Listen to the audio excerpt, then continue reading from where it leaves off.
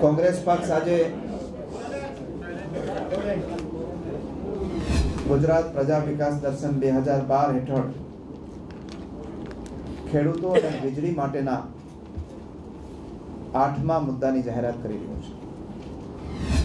કોંગ્રેસ પક્ષ ડાર્ક ઝોનની અંદર વીજળી કનેક્શનો આપવાની જે એણે 10-11 વર્ષથી પાબંદી કરી છે એ અમે સંપૂર્ણપણે હટાવી લઈશું, મીટર કાઢીશું અને હોર્સ પાવરના દરે વીજળી આપીશું।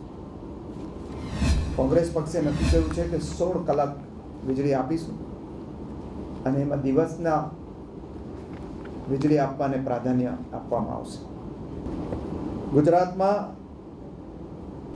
લગભગ 5 લાખ જેટલા ખેડૂતો વેઇટિંગ લિસ્ટ ઉપર છે અને ડાર્ક ઝોનના બીજા જે બાકીના ખેડૂતો છે એ પણ 5.5 લાખ જેટલા ખેડૂતોને વીજળીની અરજીઓ જ લેવામાં આવી નથી। આ તમામ ખેડૂતોને સમયબદ્ધ કાર્યક્રમ આપી અને વીજળીના કનેક્શનો આપવામાં આવશે કે ગુજરાતના ખેડૂતો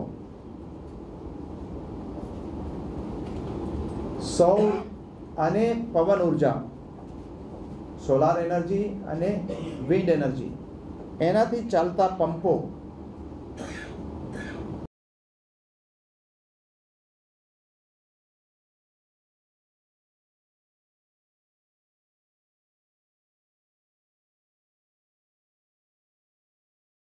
સાત, 12 અને 8ના ઉતારાઓ અને બીજા જે જાતિગત દાખલાઓ છે એ અત્યાર સુધી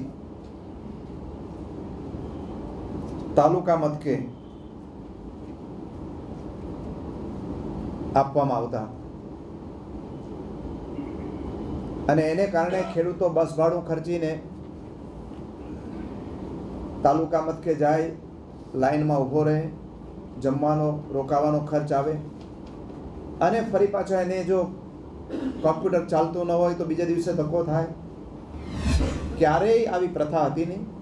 અમે ફરી પાછી પુનઃ પ્રથા દાખલ કરીશું કે 7, 12, 8ના ઉતારા એમને ગ્રામ પંચાયત કક્ષાએ પોતાના ગામમાં જ મળી રહે।